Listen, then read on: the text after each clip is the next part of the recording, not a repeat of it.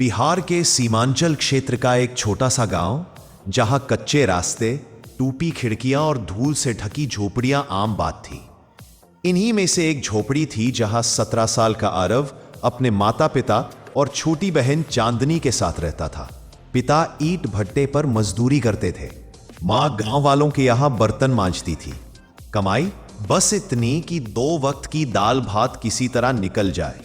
लेकिन आरव अलग था। उसके अंदर एक अजीब सी बेचैनी रहती थी। गरीबी देखकर वह डरता नहीं था, उसे गुस्सा आता था। एक आग सी जलती थी उसके अंदर। कुछ बड़ा करना है, कुछ ऐसा कि घर की यह हालत हमेशा के लिए बदल जाए।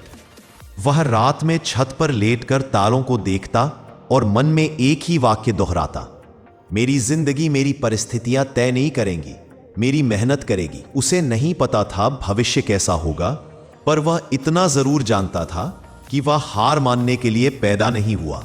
एक दिन क्लास के बाद शिक्षक ने उसे रोक लिया। आरव, तुम्हारी 3 महीने की फीस बाकी है।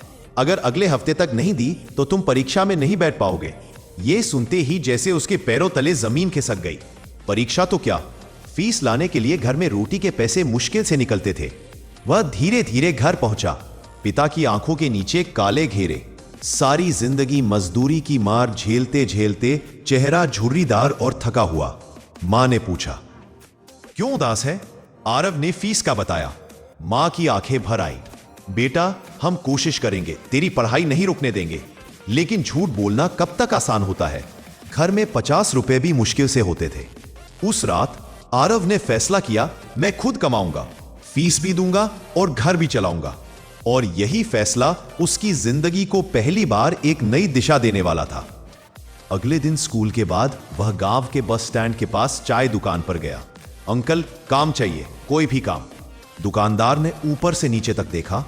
कब थाली धो सकेगा? आरव ने बिना सोचे कहा, हां करूंगा, 50 रुपए रोज। लेकिन उसके लिए यह बड़ी रकम थी। वह स्कूल, घर और चाय दुकान तीनों संभालने लगा। शाम 7 बजे तक बर्तन धोता, गिलास साफ करता, गैस स्टोव की गर्मी झेलता। हाथ जल जाते, पीठ दर्द करती, पर चेहरे पर मुस्कान रहती। लोग पूछते, क्यों इतनी मशक्कत कर रहा है लड़के? आरव बस एक लाइन कहता, मेरे सपने मेरे हैं, उन्हें पूरा भी मैं ही करूंगा। यही लाइन धीरे धीरे उसकी पहचान बन गई। एक दिन चाय दुकान पर एक बूढ़ा आदमी आया। टूटी चप्पल, फटे स्ट्रैप और उसके पेट पर लगी सिलाई साफ दिख रही थी। आरव ने कहा, अंकल, आपकी चप्पल टूटने वाली है। आगे जो मोची बैठता है वह 2 मिनट में ठीक कर देगा। अंकल मुस्कुराए, तुम्हें चप्पल कपड़ों की इतनी समझ है? आरव ने हंसकर कहा, गरीबी सब कुछ सिखा देती है अंकल। अंकल का नाम था ईश्वर प्रसाद, जो पास के कस्बे में पुराने जूतों की दुकान चलाते थे। उन्होंने कहा, अगर समझ है तो मेरी दुकान पर आ जाया कर। शाम के समय हाथ वटाना, 60 रुपये रोज दूंगा। आरव की आंखें चमक उठी। 2 काम, 2 कमाई, 2 गुना सीख। वह जूतों की दुकान पर काम करने लगा। वहां उसने सीखा किस जूते की कीमत कितनी, किस ब्रांड की मांग सबसे ज्यादा, किस तरह चमड़ा साफ किया जाता है, कैसे ग्राहक से बात करनी चाहिए। वह हर दिन कुछ नया सीखता।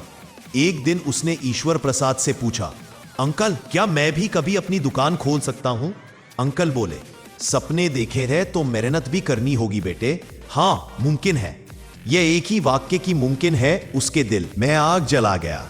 17 से 19 की उम्र तक उसने हर संभव जगह काम किया। चाय दुकान, जूते की दुकान, त्योहारों में पंडाल लगाना, खेतों में मजदूरी, गांव के हाट में मदद। 2 वर्षों में उसने 8,000 रुपए जोड़ लिए। उसके दिमाग में हमेशा एक ही आइडिया घूमता, पुराने जूते खरीदकर ठीक करके बेचूंगा। और उसने कर भी दिखाया। हाट में उसने छोटा सा ठेला लगाया। पहले दिन केवल 2 जूते बिके। कुछ लोग हंसे, ये लड़का अभी बच्चा है, बिजनेस करेगा। लेकिन आरव हारे नहीं। धीरे धीरे लोग उसके काम को पहचानने लगे। वह जूते ऐसा चमकाता कि पुराने नए लगते। लोग कहते, जाओ उस लड़के के पास, सस्ते में बढ़िया जूते देता है। वह गांव में जूता वाला आरव बन गया। लेकिन सफलता की राह हमेशा आसान नहीं होती। मानसून की एक रात तेज तूफान आया। जिस जगह उसका ठेला खड़ा था वहां पेड़ गिर गया। सुबह जब आरव पहुंचा, ठेला टूट चुका था। जूते बारिश में भीगकर खराब हो चुके थे। 8,000 में से 6,000 का नुकसान। वह वहीं बैठकर रोने लगा। पहली बार घर जाकर पिता ने कहा, छोड़ दे बेटा, ये कारोबार तेरे बस का नहीं। मां ने चुपचाप सिर सहलाया। कुछ देर बाद आरव उठकर टूटी हुई दुकान की ओर देखने लगा और धीरे से बोला, हार मानने का मन अब नहीं करता, क्योंकि मैंने बहुत दूर तक चल लिया है। अगले ही दिन किसी पार्क के कोने में बैठकर लोगों के फेंके हुए जूते उठाकर ठीक करने लगा। लोगों ने सोचा यह लड़का पागल है, लेकिन कुछ दिन बाद उसी पागलपन ने उसकी दुकान पर इतनी भीड़ लगा दी कि जगह कम पड़ने लगी। उसे अब समझ आ चुका था, मांग है लेकिन ठेला छोटा है। उसे दुकान चाहिए थी, एक छोटी सी दुकान, कीमत 2.5 लाख रुपए। उसके पास सिर्फ 40,000। शुरू करने गया तो, लेकिन गांव के लोग हंसते, आरव तू दुकान खोल लेगा, अरे बच्चा है तू। एक दिन ईश्वर प्रसाद उसके ठेले पर आए। क्यों परेशान है? आरव ने सब बता दिया। बूढ़े ने उसकी आंखों में देखते हुए कहा, मैं 1.5 लाख दूंगा, बाकी तू दे देना धीरे धीरे।